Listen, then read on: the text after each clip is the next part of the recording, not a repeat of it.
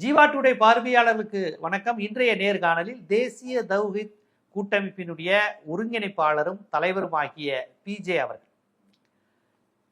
Sir, இப்ப பீகார் அப்படிங்கிறது முஸ்லிம்கள் கணிசமாக இருக்கக்கூடிய ஒரு மாநிலம்.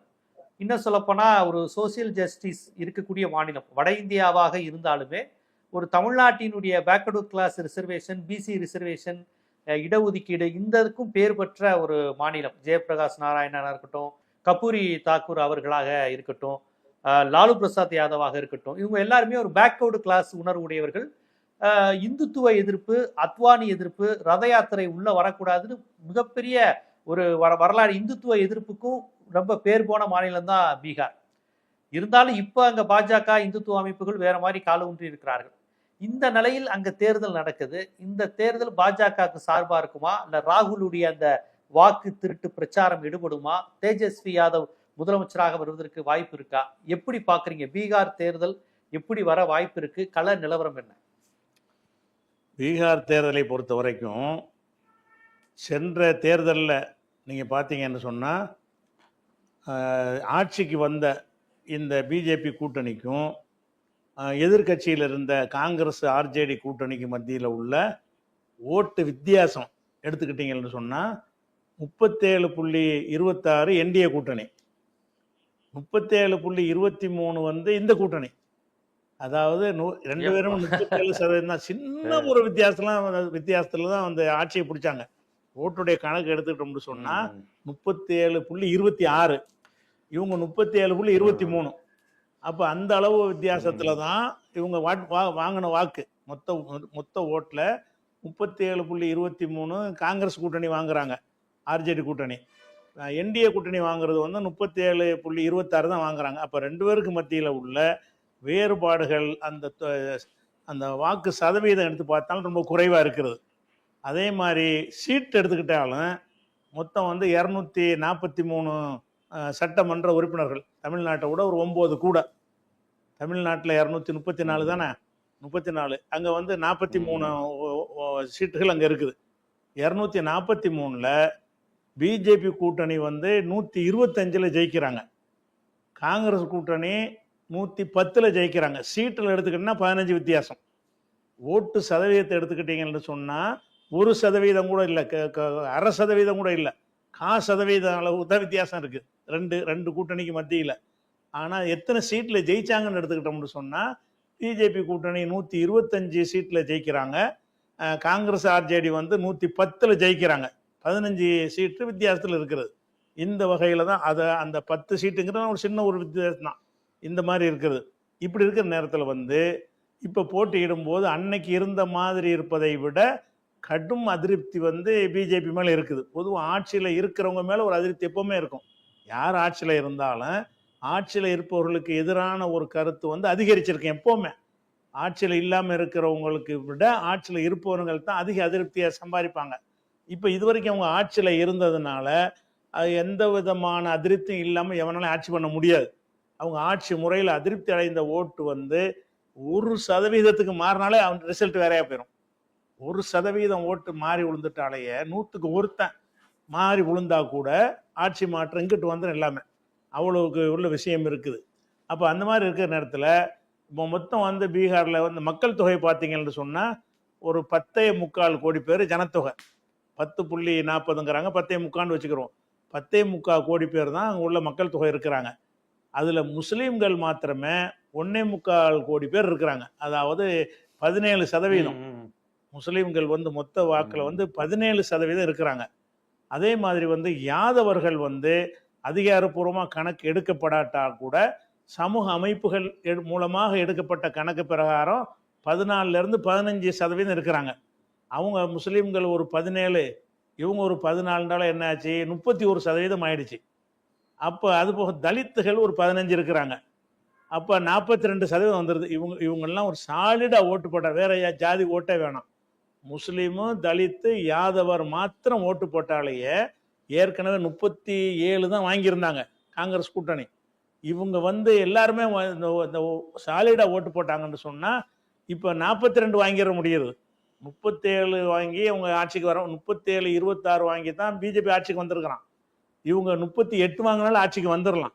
ஆனால் இப்போ கணக்கு பிரகாரம் முஸ்லீம் ஓட்டு அப்படியே சாலிடாக கிடைச்சி, யாதவர் ஓட்டு அப்படியே சாலிடாக கிடைச்சி, தலித்துகள் ஓட்டும் அப்படி சாலிடாக கிடைக்கும் என்று சொன்னால் அவங்க ஒரு 17, இவன் ஒரு 14, தலித் ஒரு 15. அப்போ என்ன ஆச்சுன்னா 47% ஆயிடுச்சு. 47% வாக்குகள் வந்தால் கண்டிப்பாக ஜெயிப்பதற்கு வாய்ப்பு இருக்கிறது. அதுபோக அங்கே உள்ள 80லேருந்து 90 தொகுதிகள் வந்து 20% முஸ்லீம் இருக்கிறாங்க. 80லேருந்து 90 தொகுதிகள் வரைக்கும் மொத்த வாக்காளர்களில் 20% முஸ்லீம் இருக்கிறாங்க. அதே மாதிரி வந்து 30%க்கு மேலே 47 தொகுதியில் இருக்கிறாங்க. 47 தொகுதியில் முஸ்லீம் 30% இருக்கிறாங்க. அதே மாதிரி வந்து ஒரு 20 தொகுதியில் 50க்கு மேலே இருக்காங்க, மெஜாரிட்டியாகவே இருக்கிறாங்க. மொத்தம் உள்ள பீகாரில் உள்ள 20 தொகுதிகளில் முஸ்லீம்கள் வந்து மெஜாரிட்டியாக இருக்கு, பாதிக்கு மேலே இருக்கிறாங்க. பாதிக்கு மேலே அவங்க மட்டும் ஓட்டு போடல ஜெயிச்சிடலாம். இப்ப இல்ல இந்தியாவில் அதிகமாக முஸ்லீம்கள் இருக்கிற மாநிலம் மேற்கு வங்கமா பீகாரா? இந்தியாவில் அதிக மாநிலம்ங்கிற எடுத்துக்கிட்டீங்கன்னா அசாம் வருவாங்க. அசாமில் தான் அதிகமான முஸ்லீம்கள். அந்த மாநில மக்கள் தொகையில் எடுத்துக்கிட்டீங்கன்னா அசாம் அதிகம் வருவாங்க. மேற்கு வங்கத்தில் அவ்வளோ ஜாஸ்தி வரமாட்டாங்க. பீகார் ஊபி வருவாங்க. ஊபி தான் 20, அவங்கள 10 கோடிக்கு மேலே இருப்பாங்களே ஊபியில். அப்போ ஊபியில் வந்து முஸ்லீம்கள் நிறைய இருக்கிறாங்க. அப்போ பீகாரில் வந்து இவங்க வந்து 50%லாம் இருக்கிறாங்க சில தொகுதிகள், 20 தொகுதிகளில். அப்படி இருக்கும் பொழுது இந்த 20 தொகுதிகளை இலக்கு வச்சு தான் ஓய்சி போட்டிக்கிட்டார். அதான் 20 தொகுதியில் வந்து முஸ்லீம் பாதிக்கு மேலே இருக்கிறாங்க, நம்ம போட்டிட்டோம் என்று சொன்னால் நம்ம எப்படியும் ஜெயிச்சிடலாம்னு சொல்லி அவர் போட்டிட்டு ஒரு 19 தொகுதியில் தான் போட்டிட்டாங்க அவங்க. எந்த 19? 50க்கு மேலே உள்ள 19. அந்த 50 மக்கள் தொகைக்கு மேலே இருக்கிற தொகுதி இருக்குல்ல, அந்த 20 தொகுதியை தேர்ந்தெடுத்து அதில் வந்து இவங்க 19 தொகுதியில் போட்டிட்டு 5ல் ஜெயிச்சாங்க. 5 தொகுதியில் அவங்களுக்கு இதை ஏற்படுத்த முடிஞ்சு. எல்லா பகுதியிலும் அவங்களுக்கு எந்த ஆதரவும் கிடையாது. அவங்க தேர்ந்தெடுத்து போட்டிட்டு 19 தான். இந்த 20 இல்லைன்னு கழிச்சா கூட இவரால் தாக்கத்தை ஏற்படுத்த முடியாது. 20 தொகுதியில் போட்டிட்டு 5ல் தான் அவருக்கு ஜெயிக்க முடியுது. மீதி 14 அவங்க தோத்துடுறாங்க. அப்போ ஓய்சிக்கு வந்து அந்த 20 தொகுதி எப்படிப்பட்ட தொகுதின்னு கேட்டால் 50க்கு மேலே உள்ள தொகுதி. மொத்த வாக்காளர்கள்ல பாதிக்கு மேலே முஸ்லீம் இருக்கிறாங்கன்னு தேர்ந்தெடுத்து அதில் போட்டிட்டாங்க. ஆனால் போட்டியிட்ட பிறகு கூட என்னுடைய கணிப்பு பிரகாரம் அந்த மக்கள்கிட்ட ஒரு மாற்றம் வந்திருக்கு. இந்த மாதிரி நம்ம பிரித்து போடாமல் இருந்தோம் என்று சொன்னால் 5ல் இவர் ஜெயிச்சார்ல, அந்த 5 அங்கிட்டு சேர்ந்துருக்கும்ல. 110 ஜெயிச்சவங்க 115 போயிருப்பாங்க. இன்னொரு 20 தொகுதிகளில் பிஜேபி ஜெயிப்பதற்கு இவர் பிரிச்சது காரணமா இருந்திருக்கு. இந்த முஸ்லீம்கள் அதிகமான தொகுதி அந்த 20 தொகுதியில 5ல் ஜெயிச்சுட்டாங்க. மீதி உள்ள 15ல் 19 தொகுதியை போட்டிடுறாரு. 19 தொகுதியில 5 தொகுதியில இவங்க வெற்றி பெற்றுறாங்க, அதை விட்டுருங்க. இந்த இவங்க போட்டியிடலைன்னா காங்கிரஸ் தான் ஜெயிச்சிருப்பாங்க. அப்ப இந்த 110 சீட் ஏற்கனவே வாங்கினாங்கல்ல, அதுல இந்த 5 சேர்ந்து செஞ்சோம்னா 115 ஆயிக்கிறோம். 115 வந்து அவங்க 125 தான் அவங்களுக்கு வந்தது. 115 வந்தாலே ஆட்சிக்கு நெருக்கமாயிட்டாங்க. அதுக்கு அடுத்தது வந்து மீதி உள்ள 15 தொகுதி இருக்குல்ல அதிகமா உள்ளது, அந்த தொகுதிகள்ல எல்லாம் ஓட்டை இவர் பிரிச்சார். இவர் பிரிச்சதுனால காங்கிரஸ் ஜெயிக்கிறதுக்கு பதிலாக பிஜேபி ஜெயிச்சாங்க. முஸ்லீம் ஓட்டு 2ஆ பிரிஞ்சுன்னா 50 ஓட்டு இருந்தா கூட 50ல் வந்து 20 பிரிச்சுட்டாங்க. அந்த 14 தொகுதியிலையும் பிஜேபி ஜெயிச்சிட்டாங்களா? இவர் நின்ன 14 தொகுதியிலையும் 16ல் வந்து அதிகமா ஜெயிச்சிருக்கிறாங்க. கரெக்டா துல்லியமான கணக்கு இல்ல, அதுல அதிகமா ஜெயிச்சிருக்கிறாங்க. அதுல ஒரு 10 ஜெயிச்சாங்கன்னு வைங்க, அந்த 10 கிட்ட மாறி விழுந்தா 125 இவங்களுக்கு வந்துடும். அப்ப இந்த ஏற்கனவே உள்ள கணக்கு பிரகாரம் இவர் ஓய்சி வந்து பிரிச்ச காரணத்தினால்தான் அந்த ஆட்சி மாற்றமே வந்தது பிஜேபி. இந்த 20 தொகுதிகள் மாத்திரம் கை கொடுத்துச்சுன்னு சொன்னா அவங்க வந்துருவாங்க. ஆனா இப்ப வந்து அந்த மக்கள் என்ன உணர்வாங்கன்னு கேட்டா, நம்ம இந்த வாக்கு போட்ட காரணத்தினாலதான் பிஜேபி வந்துட்டான், 5 வருஷம் உட்கார்ந்து இவ்வளவு அநியாயம் பண்ணிட்டு இருக்கிறான், நம்ம இவ்வளவு கொடுமையை அனுபவிக்கிறது காரணமே இவருக்கு ஓட்டு போட்டதுனாலதான் உணர்வாங்கல்ல. ஓட்டு போட்ட மக்கள் சிந்திப்பாங்க, நம்ம வந்து இந்த தேவையில்லாம இவருக்கு ஓட்டு போட்டதன் மூலமாக அந்த இடங்கள் எல்லாம் பிஜேபிக்கு ஒரு சாதகமாகி போச்சு, பிஜேபிக்கு சாதகமா போகாம இருந்துருந்துச்சுன்னா ஆட்சி மாற்றமே வந்திருக்காதுன்னு அவங்க நினைப்பாங்கல்ல, நிறைய பேர் நினைப்பாங்க. அந்த ஒரு மாற்றத்தினாலையும் ஒன்று இருக்கிறது. அது போக அரசாங்கத்தின் மேல் அதிருப்தியினாலையும் வரும். கருத்து கணிப்புகள்லாம் அதை தான் சொல்லுது. கருத்து கணிப்புகள்லாம் ஆர்ஜேடி காங்கிரஸ் தான் வருதுங்கிறது சொல்றாங்க. ஆனாலும் ஒரு விஷயம் அதில் என்ன இருக்குன்னு கேட்டால், இவங்க வந்து சில திருட்டு வேலை பார்ப்பாங்க. கணக்கு பிரகாரம், கருத்து கணிப்பு பிரகாரம் காங்கிரஸ் தான் முன்னிலை இருக்கிறது. அந்த கருத்து கணிப்பு நம்ம அரசாங்கத்து மேல ஒரு அதிருப்தி வரும்ல, அந்த கணக்கு பிரகாரமும் இவங்களுக்கு சாதகமா சின்ன வித்தியாசம் தான் இருக்கு ரெண்டு பேருக்கு மத்தியில. போன தேர்தலுக்கு இந்த தேர்தலுக்கு மத்தியில சின்ன வித்தியாசம் தான் இருக்கிறது, 1% கூட இல்லை. அந்த வித்தியாசம் இருக்கிறதுனால ஒரு 100க்கு 2 பேர் மாறினாலே எங்கேயோ போயிடுவாங்க, மெஜாரிட்டி ஆயிடுவாங்க. அந்த ஒரு சாதகம் காங்கிரஸ் ஆர்ஜேடி கூட்டணி இருக்கிறது. அது போக அந்த ஓட்டு திருட்டுங்கிற ஒரு அஜெண்டா கையில எடுத்தார்ல ராகுல் எடுத்து அவர் செஞ்ச பிரச்சாரம் லட்சக்கணக்கில் மக்கள் வர்றாங்க. அவர் அங்க பீகார்ல தான் அந்த இஷ்யூ கொண்டு போறாரு, மக்கள் இஷ்யூ ஆக்குறாரு. மக்கள் அதுக்கு சப்போர்ட் பண்ண அந்த கூட்டத்தை பார்த்தோம்னு சொன்னா ஒட்டுமொத்த மக்களே பிஜேபிக்கு எதிராக திரண்டு எழுந்திருக்கிறாங்கிற ஒரு விஷயத்த நம்ம பார்க்கிறோம். அதனாலே ஒரு செல்வாக்கு கூடி இருக்கிறது. போன தேர்தலை விட அதிக நல்ல மக்கள் இஷ்யூ எடுத்து நல்லா பேசுறாரு, நமக்காக பேசுறாரு அப்படிலாம் இருக்கிறதுனால ஜெயிப்பதற்கு உறுதியான வாய்ப்பு இருந்தும் கூட அதை இந்த தேர்தலில் சில திருட்டு வேலைகள் பண்ணி ஜெயிச்சிடலாம் நினைக்கிறாங்க. அதனால தான் அந்த தேர்தல் சீர்திருத்தம்ங்கிற ஒரு சட்டத்தை கொண்டு வர்றாங்க. தேர்தல் கமிஷன் மூலமா கொண்டு வந்து முஸ்லீம் யாதவர் தானே வாக்களிப்பான், அவங்களை இல்லாம ஆக்கி விடு, பல லட்சம் வாக்குகளை இல்லாம ஆக்கி விட்டோம்னு சொன்னா அவனை ஒரு 65 லட்சம் பேரை ஒரு நேரத்தில் இல்லாம ஆக்கினாங்க. 65 வாக்காளர் இல்லைன்னாங்க. அதனுடைய முறைகள்லாம் கண்டுபிடிச்ச பிறகு அது நீதிமன்றத்தில் வழக்கு நடந்து கடைசியில் அவங்க ஆதார் கார்டை காட்டி சேர்த்துக்கலாம்னு சொல்லி பணிஞ்சு வந்தாங்க. வந்தாலும் அது சம்பந்தமான வழக்கு நிலுவையில் இருந்துகிட்டு இருக்கும்போது தேர்தல் அறிவிக்கிறாங்க. அதை கோர்ட் எஸ் நோன்னு ஏதாவது சொல்லணும்ல, சொல்லுவதற்கு முன்னாடியே ஒரு சம்பந்தமா அந்த வாக்காளர் விஷயம்தான் பஞ்சாயத்தா இருக்குது. தேர்தலுக்கு மஸ்ட் வேற விஷயத்துக்காக தேர்தல் தள்ளிப்பட தேவையில்லை. வாக்கு அளிக்கிற யாருங்கிறது பஞ்சாயத்தா இருந்தா பஞ்சாயத்து அதானே. இப்ப வாக்காளர் ஒழுங்கா இருக்கிறாங்களா இல்லையான்னு பஞ்சாயத்து வந்துருச்சுன்னா தேர்தல் அவங்க அறிவிக்கலாமா? அதுக்கு ஒரு தீர்வு கண்டுட்டு தான் அறிவிக்கணும். அப்ப சுப்ரீம் கோர்ட்ல வழக்கு இருக்கிறது. நிறைய வாக்காளர்களை கள்ளத்தனமா சேர்த்திருக்கிறாங்க. நிறைய ஒரு அட்ரஸ்ல 500 பேர், ஒரு அட்ரஸ்ல 2000 பேர், ஒரு அட்ரஸ்ல 7000 பேர் இப்படிலாம் சேர்த்திருக்கிறாங்கன்னு சொல்லி இதெல்லாம் சொன்ன 65 லட்சம் பேர் காலி பண்ணி இருக்கிறாங்க. அப்ப இஷ்டத்துக்கு சேர்க்கிறான், இஷ்டத்துக்கு செய்யறான், சிசிடிவி கேமரா தரமாட்டேங்கிறான். இந்த மாதிரி விஷயங்கள் எல்லாம் கோர்ட்ல விசாரணையில இருந்து கொண்டு இருக்கும்போது அது முடிஞ்ச ஒண்ணுதான் இவங்க அறிவிக்கணும். தார்மீக முறை பிரகாரம் தன்னாட்சி பெற்ற அமைப்புங்கிற காரணத்தினால் அறிவிச்சுட்டாங்க. கோர்ட்டும் அதுல தலையிட முடியாது. ஆனாலும் தார்மீக அடிப்படையில் பார்த்தீங்கன்னு சொன்னா இவங்க அறிவிச்சு இப்படி சரியாகும். நான் 1 கோடி பேர் என்னை காலி பண்ணிட்டாங்கன்னு நான் நின்றுட்டு இருக்கிறேன், நீ போன வெளியே போ, நான் தேர்தல் நடத்துவேன்னு என்ன அர்த்தம்? 1 கோடி பேரை சேர்த்துட்டாங்கன்னு நான் புலம்பிக்கிட்டு இருக்கிறேன், சேர்த்துட்டு போனீங்க அப்படி நடத்தின என்ன அர்த்தம்? மக்களுக்கு உரிமைக்கு உணர்வுக்கு எந்த மதிப்பும் கொடுக்கல. அப்ப தேர்தலில் இது முடிவெடுக்க கோர்ட்ல இது கேஸாக இருக்கும் நிலையில தேர்தல் அறிவிக்கிறாங்க. அப்ப இது அந்த பிரச்சனையோடவே நடத்த பாக்குறாங்க.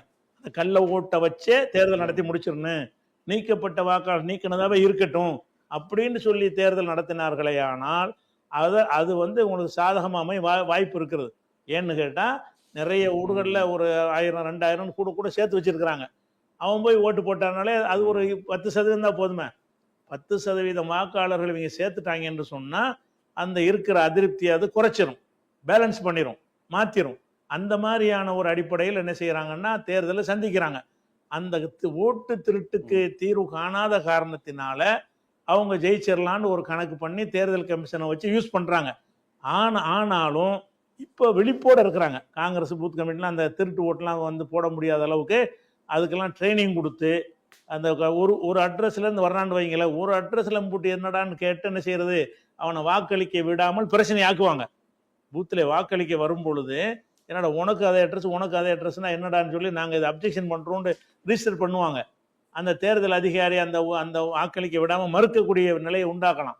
அது போக அந்த சிசிடிவி விஷயத்துலையும் என்ன செய்கிறாங்கன்னு கேட்டால் கொடுக்க மாட்டேங்கிறாங்க. சிசிடிவி 3 நாளைக்குள்ளே தருவோம், 4 நாளைக்குள்ள தருவோங்கிறாங்க. சிசிடிவி எதுக்குன்னு கேட்டால் வாக்களிக்கிற மக்களை வாசலில் வச்சு கேமராவில் எடுப்பாங்க.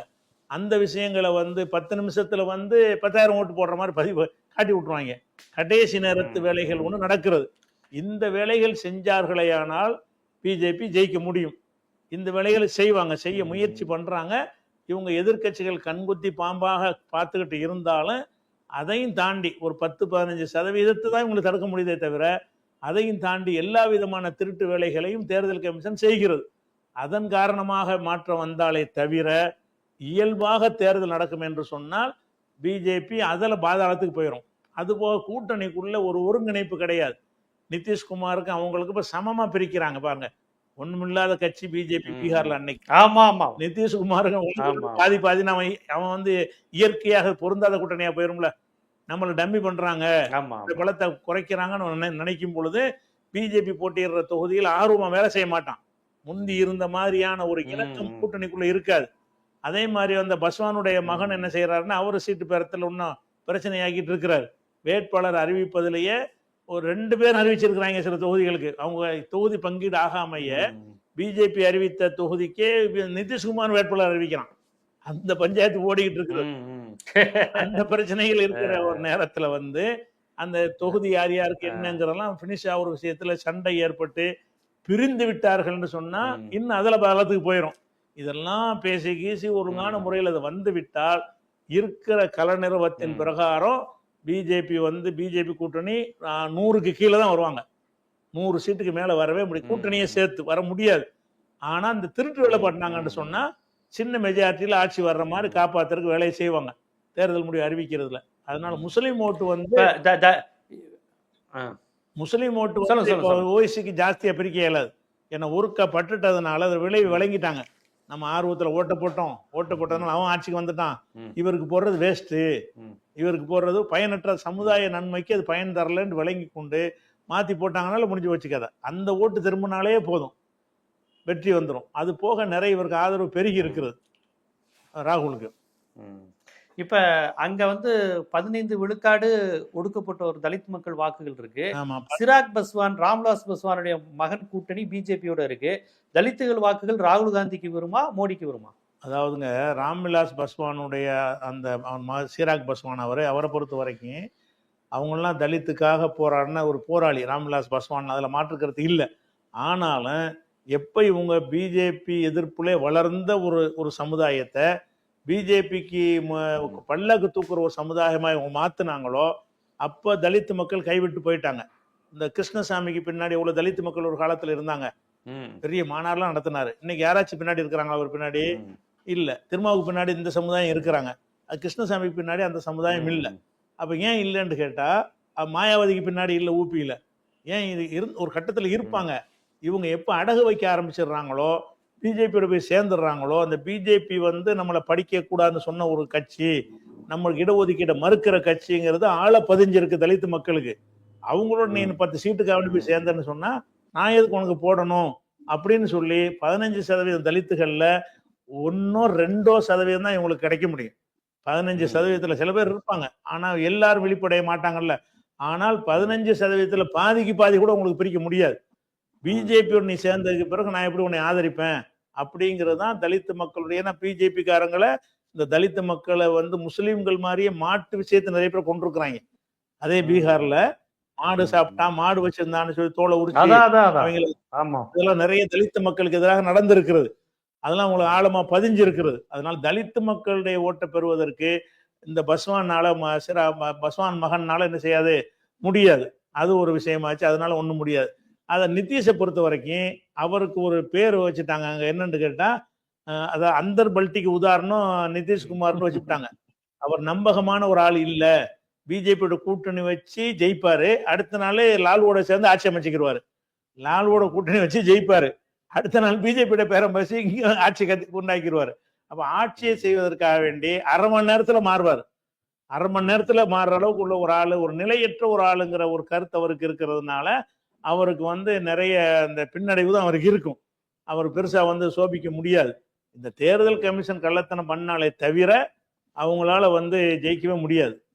தலித் ஓட்டெல்லாம் அவங்களுக்கு கிடைக்க வாய்ப்பே கிடையாது. தலித்துகள் ரொம்ப முஸ்லீம்கள் மாதிரி தலித்து மக்கள் கடுமையான கோபத்திலையும் அதிருப்திலையும் தான் இருக்கிறாங்க. தலித்துகளுடைய ஆதரவை பெற்ற தலைவர்கள் யாரும் அங்க அந்த பக்கம் இல்லை. கண்டிப்பா. பீகாருடைய தேர்தல் நிலவரத்தை உங்களுடைய அரசியல் ஆசை, விருப்பம், சார்பு நிலையிலிருந்து பார்க்காமல் உண்மையான கள நிலவரத்தில் இஸ்லாமியர்கள், தலித்துகள், பிற்படுத்தப்பட்டவர்கள், அங்க உள்ள ஏற்கனவே இருக்கக்கூடிய பாஜக எதிர்ப்பு பாரம்பரியம், இதெல்லாம் எப்படி கொண்டு போய் முடியும், எப்படி கொண்டு போய் இது போக வாய்ப்பு இருக்கு அப்படிங்கிறத உள்ளது உள்ளபடியே அந்த எலெக்ஷன் கிரவுண்ட் எப்படி இருக்குங்கிறத மக்களுக்கு எடுத்து வச்சிருக்கீங்க. மிக்க நன்றி.